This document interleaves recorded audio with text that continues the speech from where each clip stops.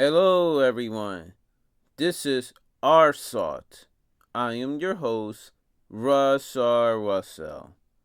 I got an announcement to make that's gonna guess shock a lot of people. But in my mind, is it really shocking? Because in reality, I'm kind of this kind of person. I am never ever going to buy a Nintendo Switch 2, and I am not going to subscribe to any of these streaming service just to watch WWE. Yes, you heard me. I am not going to continue supporting Nintendo and WWE. But it's not really shocking just because I always believe something should end. I believe there's a beginning and I believe there's an ending. I always wanted to see some of the stuff ended because I always saw they either shouldn't have ended in a high point or it specifically feels like a perfect ending. And I especially really do feel that way with Star Wars. It was a perfect story with just only 6 episodes. It's supposed to be the story of Anakin Skywalker. What the world? Continuing the story without him? It just doesn't feel right. But yeah, I just wanted to say with the Nintendo Switch, it feels like it shouldn't have been the ending. For the first time ever, it was a hybrid console. They combined their console division and handheld division. And it didn't help also with Super Smash Bros. Ultimate. And just think about it with the title for the moment. Super Smash Bros. Ultimate. Ultimate. It's basically implying that this is gonna be the peak. And especially didn't help at all. Everyone returns. It was pretty cool. All the characters that was missing finally returned in that game. And it was really cool too that they were going all out with that game. Sure, that adventure mode isn't as better as the one in Super Smash Bros. Brawl. And there were a few content that were kind of missing, like events. But in a way, events were kind of like the spirit battles. But still, it just feels like Super Smash Bros. Ultimate was the final game. It just screams the final game. I mean, the characters, they got almost every big deal. And I'm like saying in my head, what's next? When you're paying attention to the list of fighters, they got almost every big video game character. And you gotta stop and think. What's next? Are they gonna make a deal with PlayStation? Or are they going beyond video games? Because if they're gonna keep continuing like that, they're just going downhill. Like, obviously, Super Smash Bros. Ultimate is like the peak. It's the ultimate game. Like, what else for them to do? So yeah, that's how I felt. Like, when you got Super Smash Bros. Telling you that this is gonna be like the ultimate game, and you could just sense it and feel that it's the ending, then it's just time to end. And to me, Super Smash Bros. Ultimate is the Nintendo game. My brother and I always buy Super Smash Bros. Ultimate as the first console game since Nintendo GameCube. It feels like it shouldn't have been a launch game. Like it was a launch game on the Nintendo GameCube. To me, Super Smash Bros. Is a requirement to make it as a launch title. Me and my brother always make sure it is the first game we played when a new Nintendo system comes out. But you know what?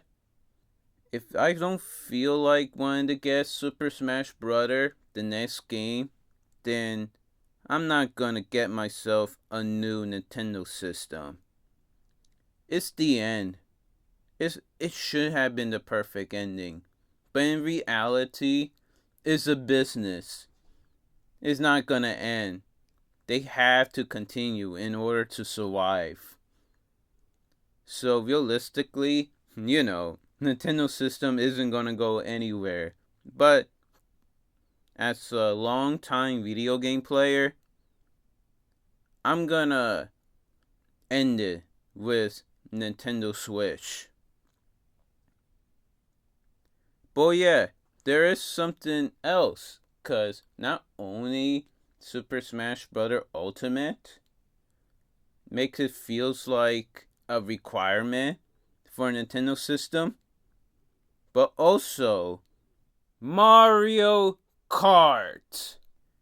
It was pretty interesting when on the Nintendo Switch, it wasn't a new title for a Mario Kart game.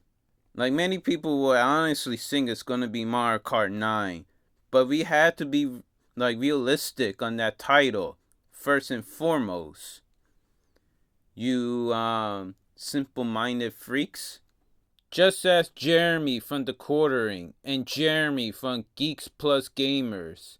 Those guys recirculate the news, make weak opinions, and they just do this for making money. That way they could just act lazy. It's not even a real video. All they just really do is just talk in a mic. They probably were doing this gimmick based off on the console and handheld. They were doing that with the Wii and DS. Like it makes sense for them. And then after that, they were going with 7 and 8. And if they were still doing the handheld and console, they probably will have new titles, but to make sense of it. Like maybe Mario Kart handheld version, Mario Kart console version, something like that. They were doing this as a combo deal. It wasn't that they were gonna start numbering them like that. That's how I feel that was meant to be. It was never gonna be the next Mario Kart 9. And what was so sad too, with these simple-minded freaks on the internet, is that they were not counting Mario Kart 8 Deluxe as Mario Kart 9. And I could still remember Pat the NES Punk think that, they're obviously gonna make the next Mario Kart game. In my mind, no they're not. This is their next big Mario Kart game. And they're probably gonna have extra content in there. Mario Kart 8 Deluxe is their big Mario Kart game. But little did I know, though, that they were going to actually add a Mario Kart game on other systems, even at a arcade. If you didn't feel like Mario Kart 8 Deluxe or the radio game that they have was Mario Kart 9, if there were anything that was going to be Mario Kart 9, was Mario Kart Tour. And yeah, they still were gonna call the next Mario Kart game on Nintendo Switch these slop content creators, thinking that it was gonna call Mario Kart 9, and instead it was called Mario Kart World. And you have a skepticism, like speaking in articles, why isn't it called Mario Kart 9? It just makes me want to put my head shaking. Like, oh, no, they were never gonna call it Mario Kart 9. Get it through your sick skull. Though it really was interesting that they were calling the Expanded Pack a next Mario Kart game. I don't know if it's supposed to be a new game, but whatever. To me, it still was Mario Kart 8 Deluxe.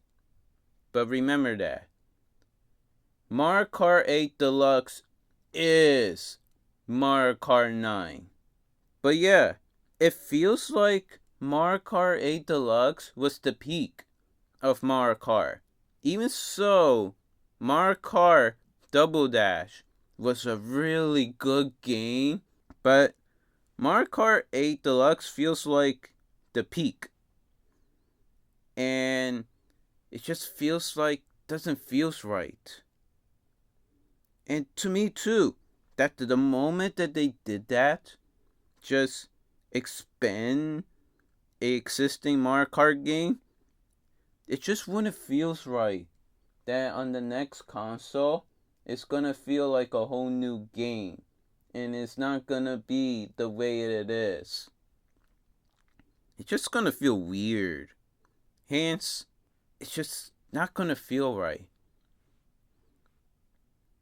And the two big games that I feel like it should be in every Nintendo console system is Super Smash Bros. And Mario Kart.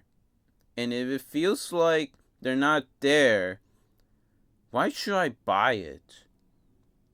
It just doesn't feel right. And it wouldn't feel right, neither. And oh yes, one thing I saw I was gonna think about on the next Mario Kart game is that their probably was gonna go third party, adding like Sonic. What was so interesting too was that they got rid of their other IPs, such as Link, Isabelle, Villager, Inkling Girl, Inkling Boy. Yeah, they got rid of them on the new Mario Kart game. No, but what is also interesting on the new Sonic racing game, Sonic Racing Cross Worlds, they actually got third party racers like Steve from Minecraft. What Sonic was doing on their new racing game shouldn't have been Mario Kart World. In fact, it shouldn't have been called Mario Kart Cross World. That's what it shouldn't have looked like. But instead, Mario Kart World looked like trash. I don't know everything what was going on because I knew I was done. I was not going to get myself a Nintendo Switch 2, so why should I care at all on the new Mario Kart game? But from everything I've seen online, it just looks ugly and boring. So yes, in reality, life is not the way it should. Nintendo needs to make a new console in order to make a living to their employees. It's not like they could just stop and there you go. They're gonna lose jobs. So therefore, it just can't be the way it is. They have to make a new Nintendo console in order to support people. But it is really interesting that when they made a new console, it was the Nintendo Switch 2. I just thought it was peanut-minded people thinking, oh, they're gonna make the new Nintendo Switch game. Which in my mind, I thought they were gonna make a brand new console. because the last time they did that with the Wii U, it failed. I always blamed it on the name. People didn't know it was a new Nintendo system. I thought they were not going to repeat the same mistake with the Wii U. So I thought it was going to be called a whole new name and have a really cool gimmick to it. But maybe still have the swishing gimmick. To my surprise, it really was announced to be named Nintendo Switch 2. Though I just thought, man, that's not a way for people to know it's a new console. It's just to add a 2. A continue number. But everything I know about Nintendo Switch 2 feels like it was still the Nintendo Switch, but upgraded. And even then, they got an optional mode of having in high resolution or high performance. The Valve Steam Deck could do both. It could do both. So it just didn't feel like an actual upgrade. But still, I think they're gonna play it safe. And the more I think about it too, because other systems like PlayStation, they're gonna get rid of physical media. I think we're gonna head to that road with Nintendo. They're not gonna have physical media. And it's really funny too. I remember in the store, a person is like thinking, it's Nintendo. They're gonna support physical media. I didn't want to say it because I'm not that guy, but I would have argued with him really hard. Do you work at Nintendo? Are you running Nintendo the way you want to run too? Nintendo is a business. They're trying to make the maximum profit, trying to squeeze their audience. They don't care about their history. They don't care about how they're gonna keep this tradition alive. They don't care. They just want to make money. And everyone working there, like Shigeru Miyamoto, it's just something that they could dispense and replace. They could give no poop about any of video game culture. They just want to make money. And hence, we got what we got with the Nintendo Switch 2. And it's probably gonna be like that.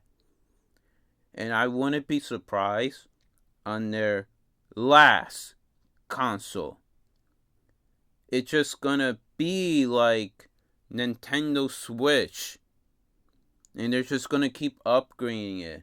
I remember a specific succession in a Bloomberg article.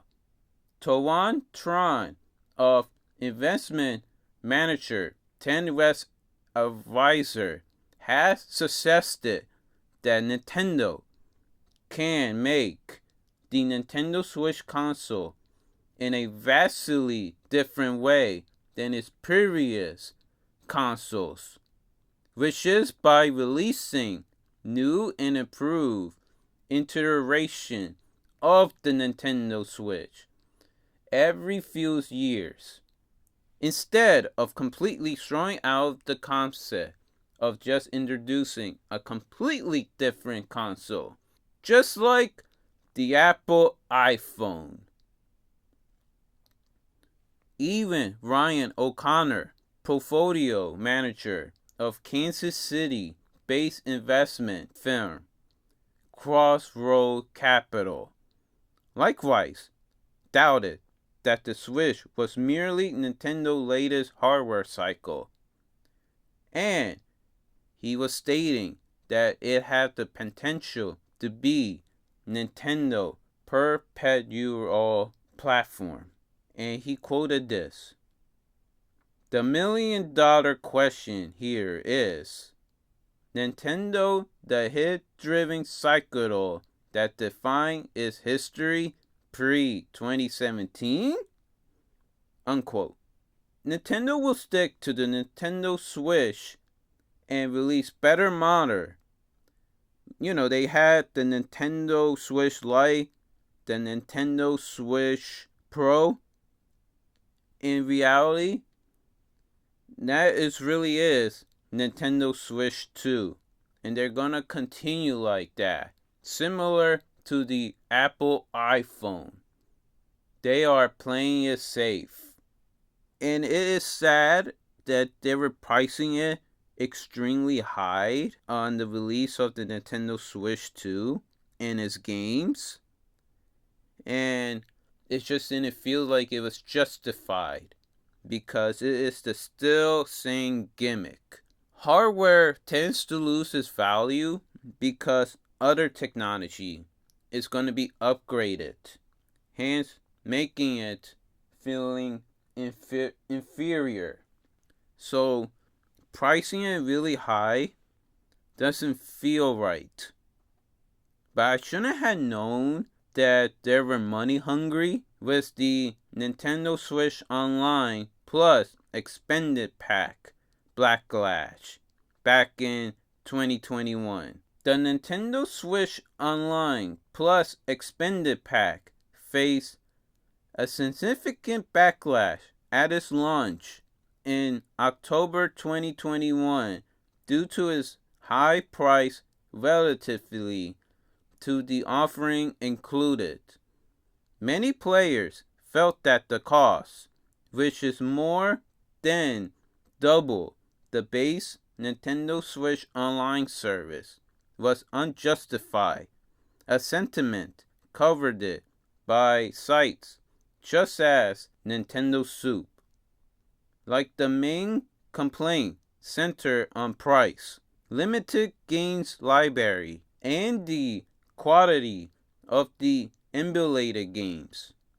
The expanded pack was priced at $49.99 for a 12-month individual membership and an extra $30 on top of the base subscription annual cost, at which it is in $19.99 for families.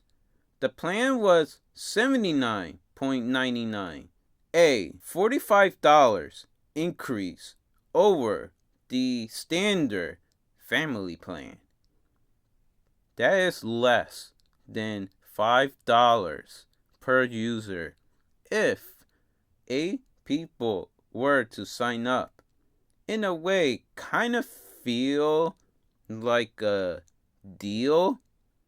Still, some to believe the cost outweigh the value of the included retro games and DLC.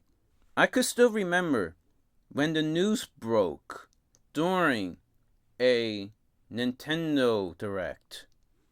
It was the most negative dislike video of all time in YouTube history. And this could have led to YouTube disabling the dislike button. Hence, viewers cannot see how much people have disliked a video and preventing them from dislike bombing. But there was another sign that Nintendo was anti-friendly consumer, and that is the Joy-Con drift. It is a meme in the internet. They try to make their Joy-Con unstable. Will work for a while, but then it will break. And I think they purposely did that so they can squeeze more money on consumers. For people who don't know, you can send a broken Joy-Con to Nintendo support and repair them. It may be that they are throwing away the Joy-Con, which they are incompetent in fixing them, and replace them with new ones as if they were fixed. This is what happened with the Wii U repairs. The rare white 32 gigabyte Wii U. It is a specific model that was only sent to consumer as fixed through Nintendo support. However, in reality, it is a replacement. So yes, Nintendo is not making quality systems no more. I could still remember the stories of Nintendo hardware surviving in unsurvivable scenarios, just as the Game Boy surviving a nuclear bomb, or even a Nintendo DS dropping from a huge height and it still works because they spend a lot of money trying to make these consoles strong, and people were able to send them like a Nintendo DS to space, and they were able to play it without the system, the handheld, feeling like it's gonna break. Nintendo made amazing endorsements for these consoles. They wanted to work. They do everything. As a matter of fact, I could even still remember how Nintendo, with the Game Boy Advance, they were trying to make it backward compatibility with the Game Boy games. They were trying to test every single Game Boy / Game Boy Color to make it playable on Game Boy Advance.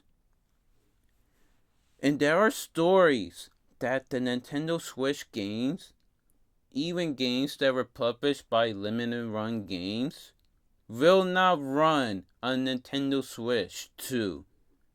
Some of the Nintendo Switch games are incapable of running on Nintendo Switch 2. So they didn't even did that mile. Nintendo was really that dedicated.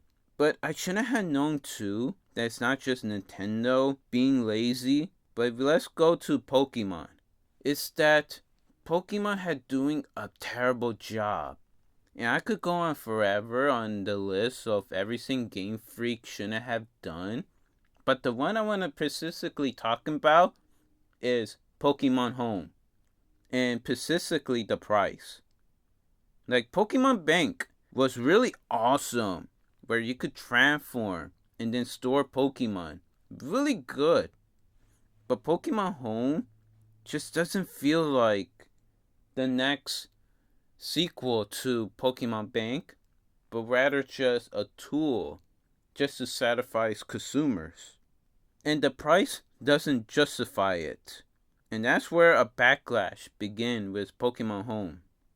Pokemon Home priming scheme from its subscription being significantly more expensive than its predecessor Pokemon Bank, and the premium feature being too limited for some user to even justify the cost. Critics point out that while Pokemon have new features like mobile access and competitive player focus feature, the free version is restrictive, and the paid subscription can be a higher cost for features that shouldn't even feel like paywall. It should have been included in the software. Pokemon Home Premium subscription is 3 times more expensive than Pokemon Bank annual free, leading to frustration. The free version of Pokemon Home is severely limited, allowing only 30 Pokemon and preventing the transfer of Pokemon from Pokemon Bank without a paid subscription.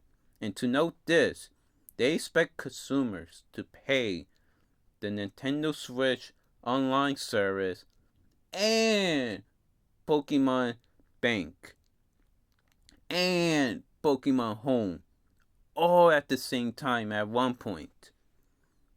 And yet, if you were also having streaming services, a lot of extra bills to pay monthly. It didn't want to be friendly with his consumers to lay off all of those bills, but rather hoping that their consumers be loyal to them to pay the extra costs.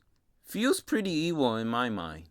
And it feels so strange saying that Pokemon is evil, because I could just remember how people would say Pokemon was evil, and I didn't feel that way. It feels weird. Like, I saw the late 90s and early 2000s, it felt like so friendly to its consumers. And I can still remember the Pokemon anime, like my first exposure to Pokemon, and it was awesome. Was Ash Ketchum and Pikachu, which many people would like to say that Ash Ketchum and Red are completely different characters. But in my mind, Ash Ketchum was Red in the anime. They even adapted the anime to be like the way it was in Pokemon Yellow. If that guy didn't look like Ash Ketchum, then you're gonna convince me that the moon is really the sun. But yes, Ash Ketchum and Red were the same. It was only until at one point where they just feels like they gonna separate their personalities. So yeah. But getting back on topic. Back then, they used to have handheld games. I mean, Pokemon was at a lower price, like $40. When the Nintendo Switch hybrid of their consoles and handheld division, the handheld games were usually $40, became $60. Luigi Mansion Dark Moon on the Nintendo 3DS was $39.99. Luigi Mansion 3 on Nintendo Switch was $59.99. Like, the games are now getting expensive. It is ridiculous. Why are re-releases The Legend of Zelda Skyward Sword at $59.99 price, while Metroid Prime Remaster for $39.99, with both games having the amount of graphic upgrades and quantity upgrades too? Why do they feel like one is more expensive than the other? Like, woof! On Mario Galaxy plus Mario Galaxy 2, like being just in a higher cost, the virtual consoles were extremely cheap. When Super Mario 64 was first released in Japan, it was at a cost of 9,800 yens, which is converted to roughly $100. Miyamoto gasped it at the price, and he went on record to disagree with the price tag. He thought the game should have been closer to $60. Ultimately, it became the price when it was released on North America 3 months later. So yes, back then, Nintendo was very cautious on the price. But this isn't in the Nintendo of now. They don't care. They just want to be rich. But who also want to be rich are scalpers. And they are ruining video game experience. They did it with the PlayStation 5. They did it with Animal Crossing, New Horizon, Sanrio, Amiibo cards. And they did it with recently Pokemon Event, Shiny, Koraidon, and Miraidon. Scalpers are trying to buy all of these games, like 20 of them, so that way they became unbearable on stores. And so they expect, since consumer had that fear or missing out or just wanted to be early adapters, they try to price up on their local accounts. And it seems that there seems to be many people purchasing Nintendo Switch 2 standalone and Mario Kart World set from $600 to $750, a $100 to $300 markup over the $449.99 and its price tag on it. Whew. This can be absorbed by filtering the search result to buy now and so listing. And it's just ridiculous. Even in flea markets, some people are selling it because normally people sold it lower just to get rid of it. But the obvious purpose is to have consumer purchasing it so that way they can make money.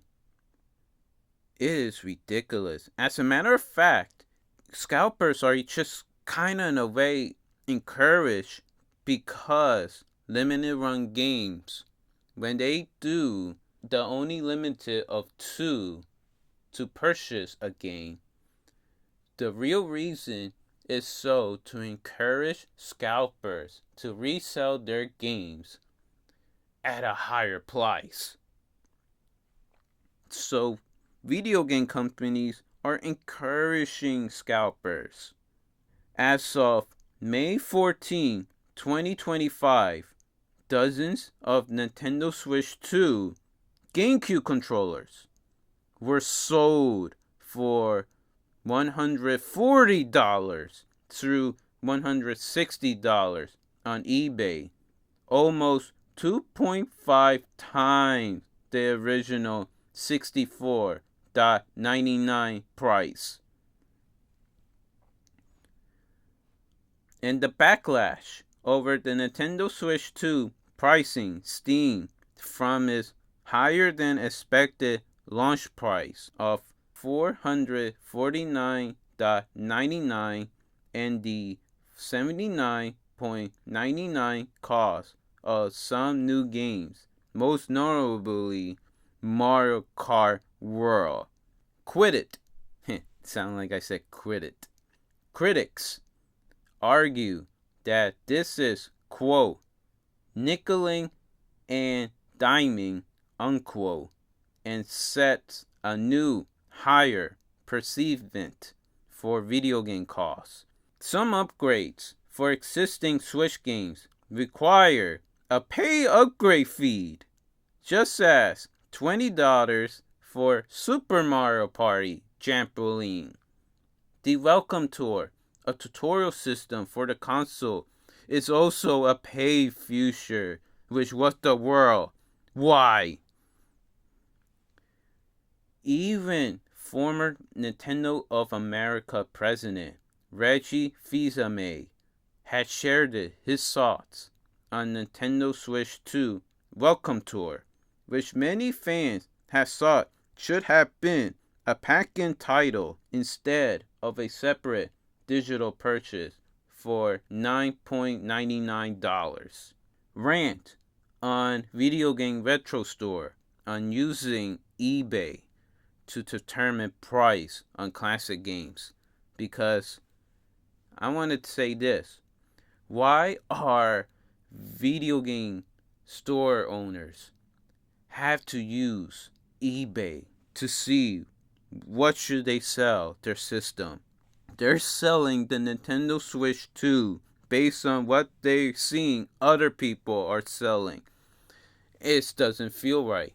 Like, even their classic video games, going back with Atari, like, if you try to purchase it, they want to look on the market how much it costs. It doesn't feel right in my book. You don't go by what the market is telling you. It signifies that they are lazy or unknowledgeable what an actual price of a video game is.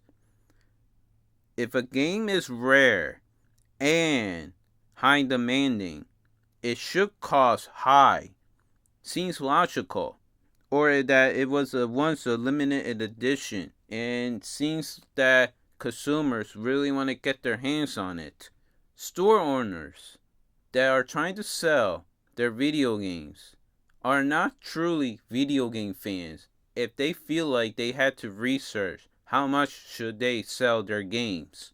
You should know by the top of your mind how much selling a video game is. And if you're trying to make a profit, it just wouldn't feel right to sell it used.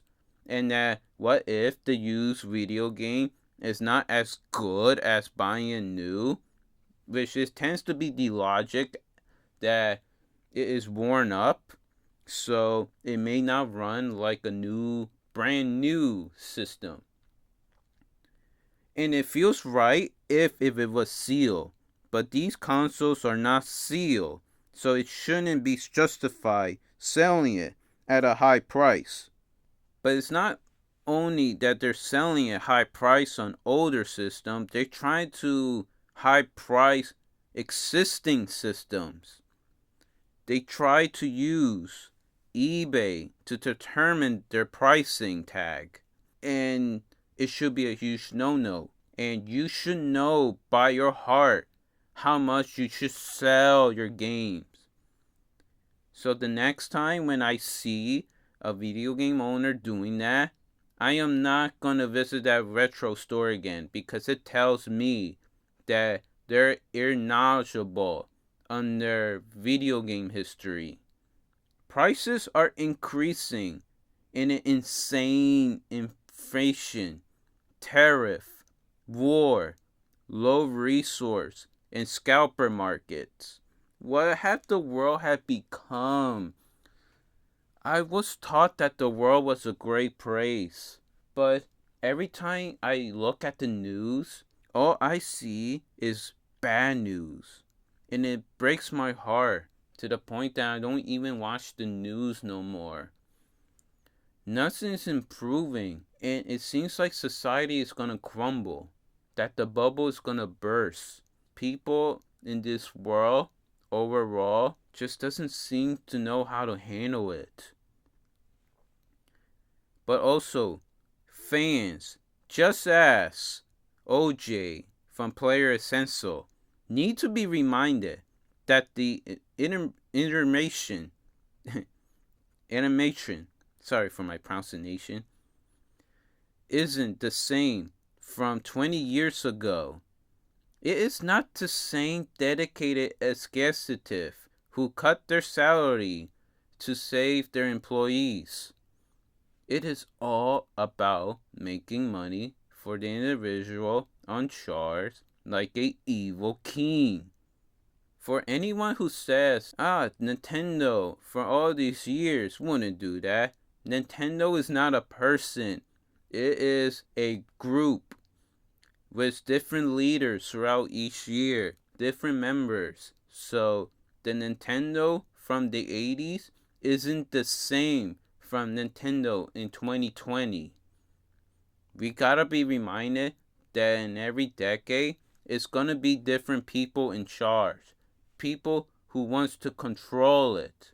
What do you think what people are saying about Lucasfilm? They miss George Lucas and his team when they made Star Wars just a fantastic franchise, a masterpiece. Like, we can't all be dedicated fans because it's going to be a different administration. Now people are saying they are a fan of classic Disney because that was a whole different Disney. So I should say similarly with Nintendo, and that's how I'm going to feel like it. I am a classic Nintendo fan. But not only should I say that with Nintendo, I should also say that with WWE. I am a classic WWE fan. Oh man, let me say, Not only do I feel that way with Super Smash Bros. Ultimate being the perfect ending, and so do Mario Kart 8 Deluxe. WrestleMania 40 was the perfect ending to all WWE stories. But just too bad that Stone Cold Steve Austin wasn't there. It just feels like a letdown that it was Undertaker and not Stone Cold Steve Austin. Oh yeah, also The Rock being known as the final boss. If that ain't telling me that's the end of the entire story, I don't know what is. Like in My Hero Academia, there's an episode being called The Final Boss in the final season. It's logical that something called The Final Boss means the final moment of the story. Would it be funny if My Hero Academia, where the final boss is really a low rank villain just because All for One or Shigaraki got injured?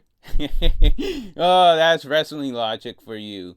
I'm upset that Johnny Gargano did not face Ciampa for his NXT World Heavyweight opportunity.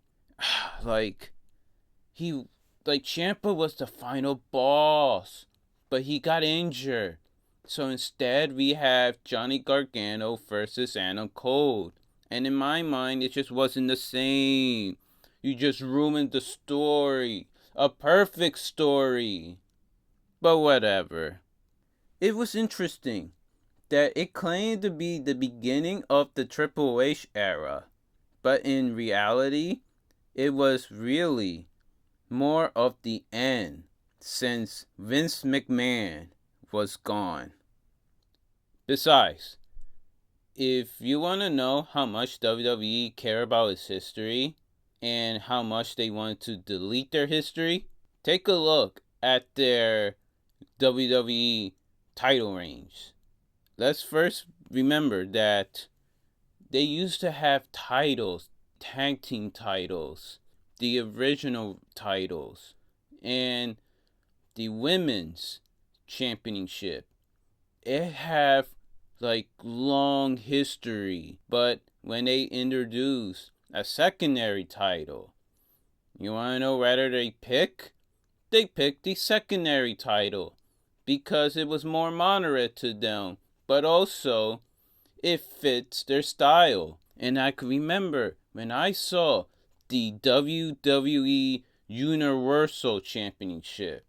It was when Vince McMahon really loved the Universal name, calling it the fan base the WWE Universe. Hence, I was thinking it was going to be that.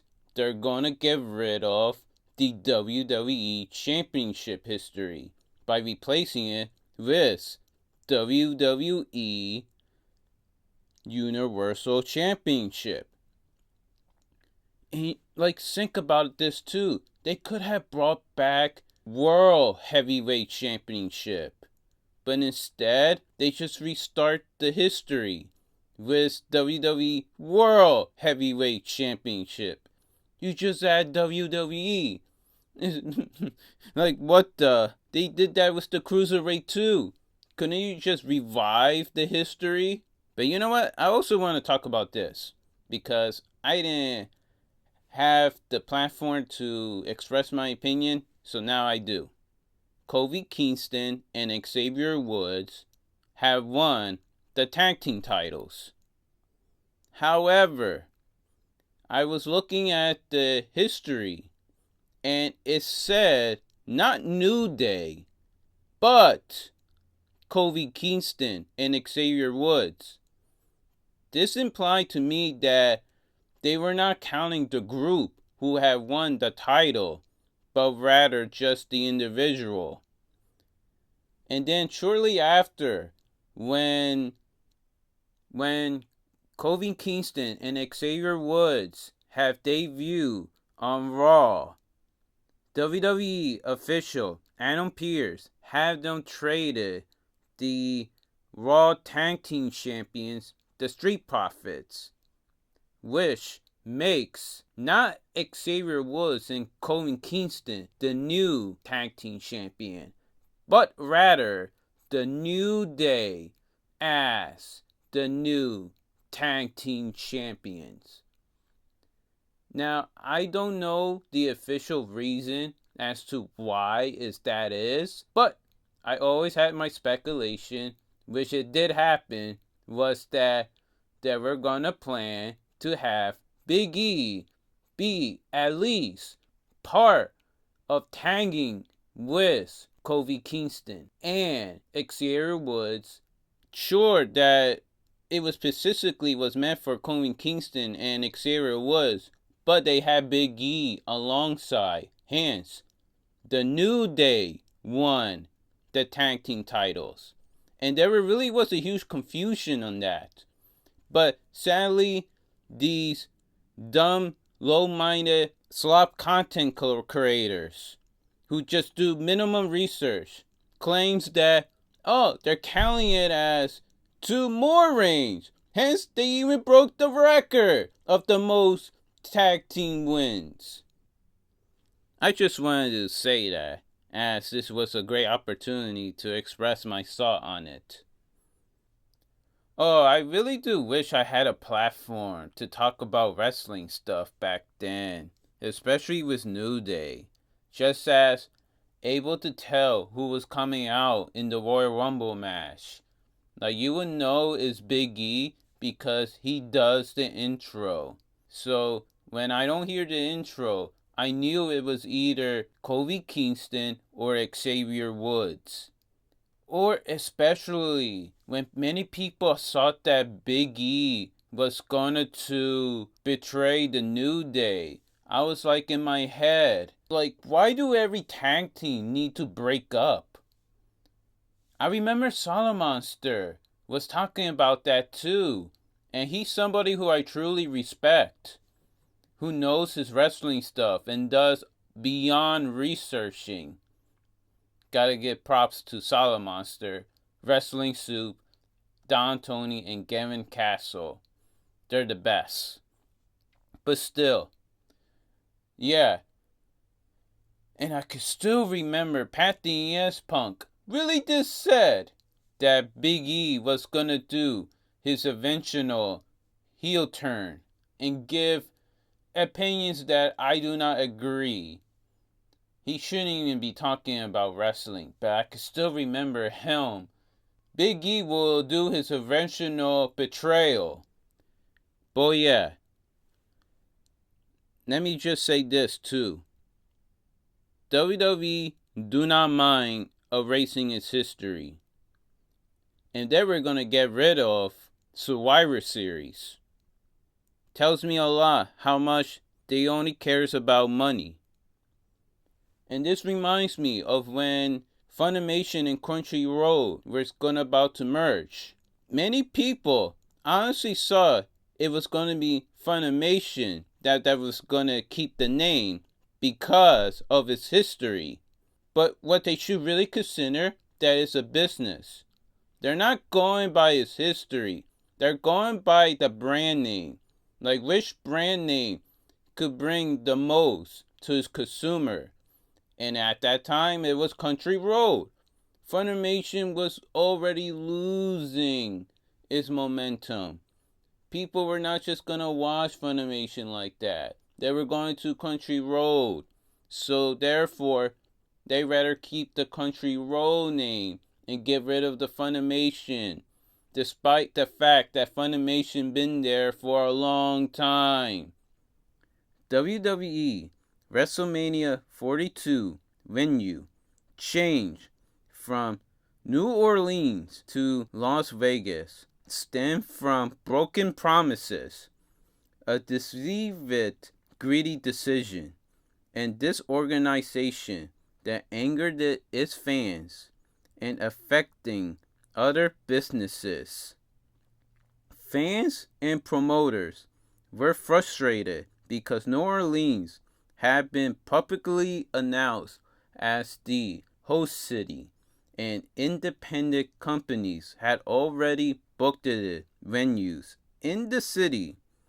Many fans believed that the switch to Las Vegas was a financially motivated decision by WWE and TKO Group Holdings, despite the lack of an official reason given by the organization. After New Orleans was announced by The Rock as the host city in February 2025 on SmackDown, the city and WWE later released a joint statement confirming the event will no longer be held there. This led to a strong backlash from fans who felt New Orleans was treated unfairly, especially since the city was promised the event in the future. New Orleans will no longer be the host city for next year WWE WrestleMania 42, according to the Greater New Orleans Sport Foundation. Now cities need to bid on TKO to hold major events. It feels evil. When I saw that news, it just gives me a huge disappointment because WWE was never like this. WWE always makes sure that once they said and announced an event in a city, they're going to stick with it. I used to not understand why WWE did not want to cancel certain events when it should have been necessary. Thinking about the Owen Hart tragedy when he died from a long fall. They shouldn't have ended it from there, but WWE want to keep the show going. WWE was one of the few sports that was active during 2020. Vince McMahon really did want to make the show go on. Sadly, with the new ownership, they had cut events, especially the house shows. And it just feels like it's money motivation rather than building a culture. But not only did it rub me the wrong way, and now events being canceled or moved, it's the attending to the events itself. WWE ticket price are very high. According to J. E. James, he wrote, and I quote, "Seats up against the ramp. I had row 4 at Raw in 2023. At that time, they were $300 with fees. When I book to SmackDown, that is coming up, same exact seats were $750, unquote. That is insane. You could see the difference. And it is like, whoa, 2.5 times difference. And I could still specifically remember when I was trying to purchase tickets at WrestleMania 40. I had the money, but it was insane. The front row hard camera seats on WrestleMania 40 was $50,000. That is insane. And I didn't know because this was going to be the first time going to the event. I thought that was the norm. And I thought that green shirt guy was pretty much rich. But as it turns out, when I started to discover the backlash on stadium prices, it was not the norm. And that is when I realized that I was robbed of a good view sitting because the seat that I had at the nosebleed seats, I was very uncomfortable due to fear of heights.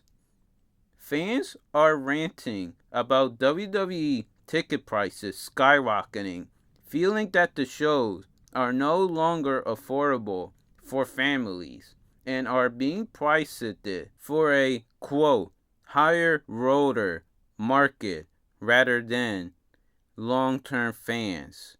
Rants cited samples like the cheapest WrestleMania tickets costing hundreds of dollars and Raw and SmackDown seats at high demand venues exceeding $700 for even average seatings, leading to accusations of corporate greed focused on maximum profit over accessibility. Actually, that's what they are doing. They even admitted it, that the point is so they can maximize profit. And we gotta remember that the people in charge are non-family owners. Mark Shapiro, the chief operating officer, said during the annual Golden Sack Community BA and Technology Conference, quote, WWE is not where the UFC is yet on ticket yield. We have work to do there, unquote. In other words, they don't believe ticket prices are high enough. He also said, quote, we know we have a ton of room there because Vince McMahon was primarily pricing tickets for family and wasn't totally focused on maxing the opportunity there.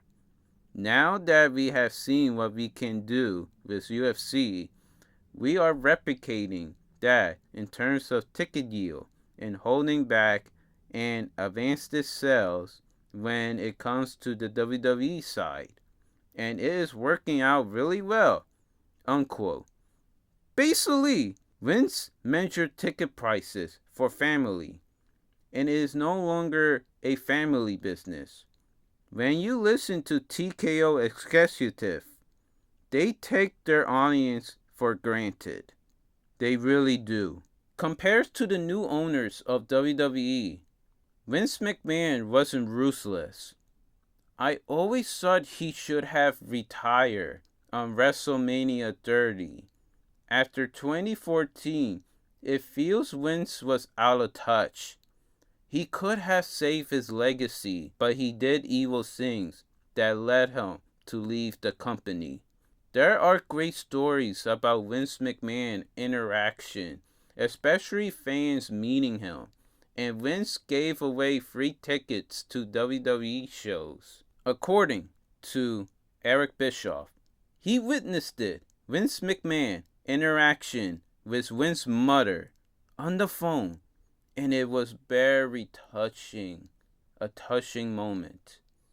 Furthermore, Vince would have never wanted politics and hidden agenda to his products. Vince was the master of telling great stories at his time. And let me just say, I used to want to meet Vince McMahon in person. He was somebody who I really wanted to meet and aspire by. But ever since the stories that come out of him being evil, now I just look at him as a slime ball and just want to avoid him and any of my family at all costs. And it is really sad because it shouldn't be like that. But not only are the ticket prices high, but now it is super inconvenient to watch WWE programming because it is spread through multiple streaming services. To watch all WWE programming in the United States, you will need multiple streaming subscriptions.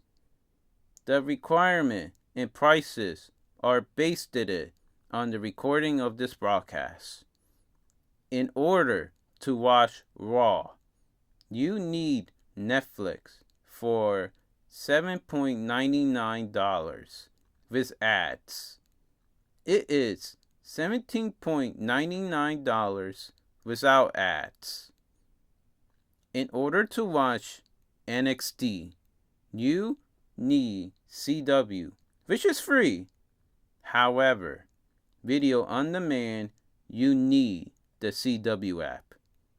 In order to watch SmackDown, you need cable package, which prices varies widely, but basic plans can start at around $30 to $40 per month, which is more comprehensive bundles, including internet and phone, costing anywhere from $110 to over $145 per month. In order to watch premium live events, you need ESPN for $29.99. It can be included in selected cable package, just as DirecTV. In order to watch main event, Saturday night main event, and NXT premium live event, you need Peacock for $10.99 with ads. It is $16.99 without ads. That's a lot of that's a lot of streaming service if you want to watch all WWE programming. And it's just ridiculous. It really is. They probably think you don't even have any of these ridiculous Nintendo subscriptions. Like that if you're either a Nintendo fan or a wrestling fan. No, that's not how it works. People can be fans on multiple fandoms. But yes, makes me miss the WWE Network. WWE Network was too perfect for sport entertainment streaming service. It got almost every past content, never released content, upcoming premium live events / pay-per-views, and original content like The Edge Show that totally reek of awesomeness. Starting Edge and Christian. It was all for $9.99, which was marketed the world out of it. Even telling that the audience that paying WWE Network to rather use it to avoid paying too much for pay-per-views. But since WWE is making more money by spreading its streaming service, they're probably gonna do that and not care for the convenience of the fans.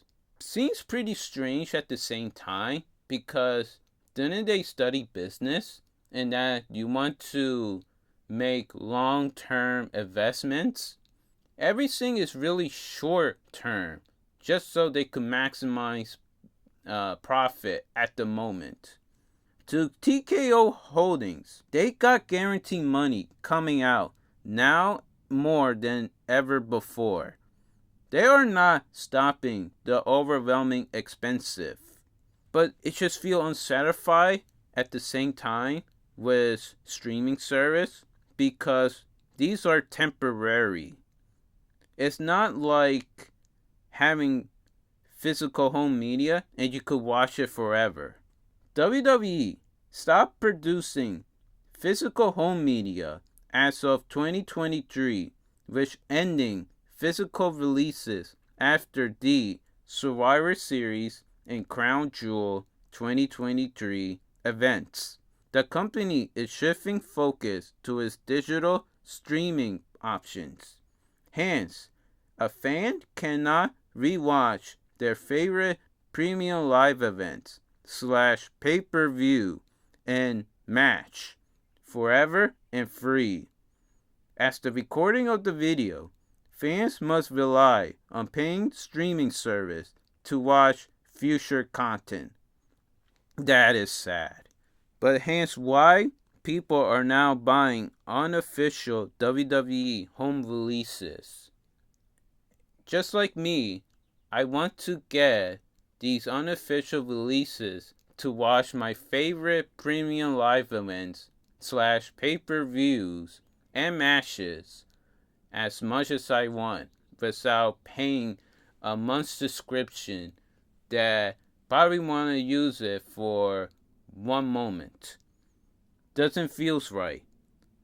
Streaming service should be used to watch multiple content for as much as you want for the limited time, not just to watch something one time and then spend the rest just for a month that you're not really interested in seeing in a product. It truly is not fair. Besides with all that greedy practices that makes me turn off WWE, it's just that it's the superstars. Many people watch wrestling for the superstars. And I'm not talking about that superstars are not over in the company. It's more like myself.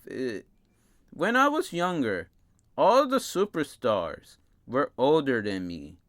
I look up to them. And as the recording of the broadcast, many wrestlers are younger than me. Now, I look down on them. It feels strange to watch young wrestlers that I cannot resonate with them. It is not the same as an inspiring kid watching adult athletes. So yes, I'm not gonna to watch children wrestling. It just feels weird. Hence, just feels like sidekicks than watching actual superheroes and supervillains. So yeah. Overall, I'm just gonna stop purchasing future content of Nintendo and WWE. It just feels right for me to stop. I'm gonna think future ahead and use my money on elsewhere. We all gotta be careful with our money and be careful with our time. I may have stopped wanting to buy future Nintendo product. Doesn't mean that I'm gonna not watch the latest Nintendo movies. Or if there's a new game for the Nintendo 64, I want to be the first to buy it. I'm not stopping being a Nintendo fan or WWE fan. I just don't want to get into their future products, if that makes sense. But alright, this have been our thoughts.